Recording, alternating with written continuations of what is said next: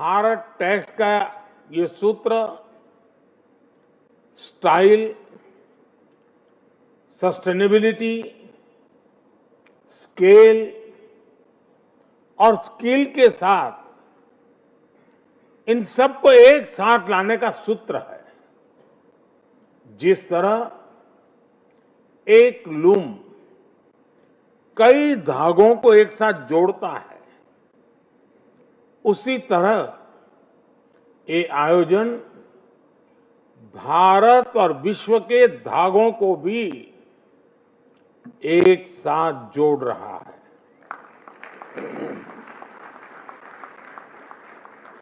और मैं अपने सामने देख रहा हूं, ये स्थान भारत के विचारों की विविधता और एक सूत्र में जोड़ने वाली सांस्कृतिक एकता का भी स्थल बन गया है। कश्मीर की कानी शॉल, उत्तर प्रदेश की चिकनकारी, जरदोजी, बनारस सिल्क, गुजरात का पटोला और कच्छ की कढ़ाई, तमिलनाडु का कांजीवरम, ओडिशा की संबलपुरी और महाराष्ट्र की पैठनी, ऐसी अनेक परंपराएं अपने आप में बहुत अनूठी है। मैंने भी भारत की पूरी वस्त यात्रा को दर्शाती एग्जीबिशन को देखा है। ये एग्जीबिशन दिखाती है कि भारत के टेक्सटाइल सेक्टर का इतिहास कितना गौरवशाली रहा है, उसका सामर्थ्य कितना ज्यादा रहा है। साथियों, आज यहां टेक्सटाइल वैल्यू चेन के अलग अलग सेगमेंट से जुड़े स्टेक होल्डर्स मौजूद हैं। आप भारत के टेक्सटाइल सेक्टर को भी समझते हैं, हमारी एस्पिरेशंस और चैलेंजेस से भी परिचित है। यहां बड़ी संख्या में हमारे बुनकर साथी हैं, कारीगर साथी हैं, जो जमीनी स्तर पर इस वैल्यू चेन से जुड़े हैं। कई साथियों का तो इसमें अनेक पीढ़ियों का अनुभव है। आप जानते हैं कि भारत ने आने वाले 25 साल में विकसित राष्ट्र का संकल्प लिया है। विकसित भारत के 4 प्रमुख स्तंभ हैं: गरीब, युवा, किसान और महिलाएं। और भारत का टेक्सटाइल सेक्टर इन चारों यानी गरीब, युवा, किसान और महिलाएं सभी से जुड़ा हुआ है। इसलिए भारत टैक्स ऐसे इस आयोजन का महत्व बहुत बढ़ जाता है। साथियों, विकसित भारत के निर्माण में टेक्सटाइल सेक्टर का योगदान और बढ़ाने के लिए हम बहुत विस्तृत दायरे में काम कर रहे हैं। हम ट्रेडिशन, टेक्नोलॉजी, टैलेंट और ट्रेनिंग पर फोकस कर रहे हैं। हमारी जो पारंपरिक विधाएं हैं, इनको आज के फैशन की डिमांड के हिसाब से कैसे अपडेट किया जाए, डिजाइन को कैसे नयापन दिया जाए, इस पर बल दिया जा रहा है। हम टेक्सटाइल वैल्यू चेन के सभी एलिमेंट्स को 5 F के सूत्र से एक दूसरे से जोड़ रहे हैं। और मुझे लगता है शायद जब तक आपका ये कार्यक्रम चलेगा 50 लोग होंगे जो आपको बार बार 5 F सुनाते रहेंगे। इसलिए भी आपको कंठस्थ हो जाएगा। और वहां जाएंगे एग्जीबिशन में तो वहां भी बार बार 5 F आपके सामने आएगा। ये 5F की यात्रा फार्म, फाइबर, फैक्ट्री, फैशन और फॉरेन, एक प्रकार से पूरा दृश्य हमारे सामने है। आपके इसी सिद्धांत को ध्यान में बुनकरों, एमएसएमई, एक्सपोर्ट सभी को प्रोत्साहित कर रहे हैं। एमएसएमई को आगे बढ़ाने के लिए हमने कई अहम कदम उठाए हैं। हमने इन्वेस्टमेंट और टर्नओवर के लिहाज से एमएसएमई की परिभाषा में भी संशोधन किया है।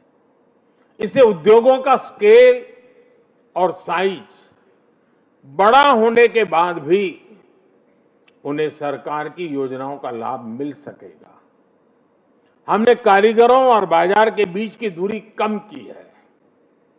देश में डायरेक्ट सेल्स, एग्जीबिशंस और ऑनलाइन प्लेटफॉर्म जैसी सुविधाएं बढ़ाई गई हैं।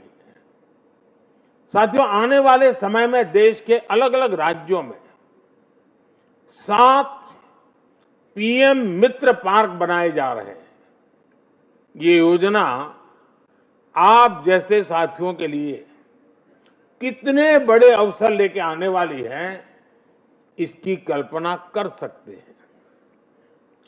कोशिश यही है कि वैल्यू चेन से जुड़ा पूरा इकोसिस्टम एक ही जगह पे तैयार हो, जहां एक मॉडर्न, इंटीग्रेटेड और वर्ल्ड क्लास इंफ्रास्ट्रक्चर को प्लग एंड प्ले फैसिलिटीज के साथ आपको उपलब्ध कराया जाए। इससे ना सिर्फ स्केल ऑफ ऑपरेशन बढ़ेंगे, बल्कि लॉजिस्टिक उसका कॉस्ट भी कम हो जाएगा। साथियों, आप जानते हैं कि टेक्सटाइल और अपैरल सेक्टर देश में बड़ी संख्या में रोजगार देता है। इसमें फार्म से लेकर एमएसएमई और एक्सपोर्ट तक अनेक रोजगार बनते हैं। इस पूरे सेक्टर में रूरल इकोनॉमी से जुड़े लोगों की जो मूर्तियां हैं, उन मूर्तियों ने जो कपड़े पहने हैं, आज के मॉडर्न युग में भी जो बहुत मॉडर्न कपड़े लगते हैं, वो सैकड़ों साल पहले पत्थर पर उकेरे गए हैं। आप जो हमारी बहनें पर्स लेकर के घूमती है ना, लगता है बहुत बड़े फैशनेबल है। सैकड़ों साल पहले कोणार्क के पत्थरों की मूर्तियों में वो आपको दिखाई देगा। हमारे यहां अलग अलग इलाके की पगड़ी क्यों आई होगी भाई? हमारे यहां कभी कोई महिला वस्त्र पहनते समय अपने पैर का 1 सेंटीमीटर भी हिस्सा कोई देख ले पसंद नहीं करती थी। उसी देश में कुछ लोगों का कारोबार ऐसा होता था कि उनको जमीन से 6-8 इंच नीचे कपड़े पहनना जरूरी था, तो उनके लिए वो फैशन चलती थी हमारे देश में। जो पशुपालन का काम करता था, उनके कपड़े देख लीजिए।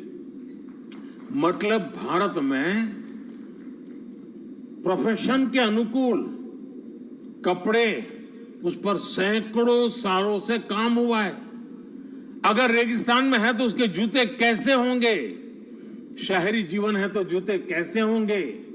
खेत में काम करने वाला है तो जूते कैसे होंगे? पहाड़ में काम करने वाला होगा तो जूते कैसे होंगे? आपको सैकड़ों साल पुरानी डिजाइन आज भी इस देश में उपलब्ध है। लेकिन हम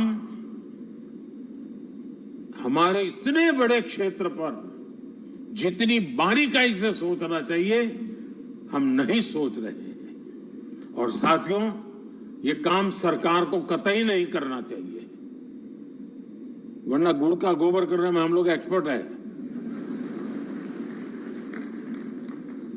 सरकार जितनी बार, मेरा तो मत है, लोगों की जिंदगी में से सरकार को मैं निकाल देना चाहता हूं जी।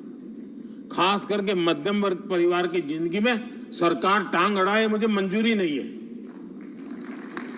हर दिन हर कदम पे सरकार, क्या जरूरत है? हम ऐसे समाज की रचना करें जहां सरकार की दखल कम से कम हो। हाँ, गरीब को जरूरत है, खड़े रहना चाहिए, उसको पढ़ाना है पढ़ाना चाहिए, उसको अस्पताल की जरूरत है देना चाहिए। बाकियों के जो टांग अड़ाने वाला सरकार की आदत है ना, मैं उसके खिलाफ 10 साल से लड़ाई लड़ रहा हूं और आने वाले 5 साल में तो पक्का करके रहूंगा।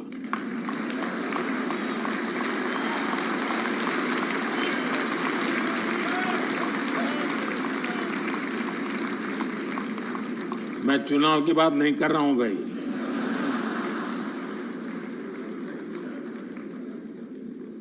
नहीं, मेरा कहने का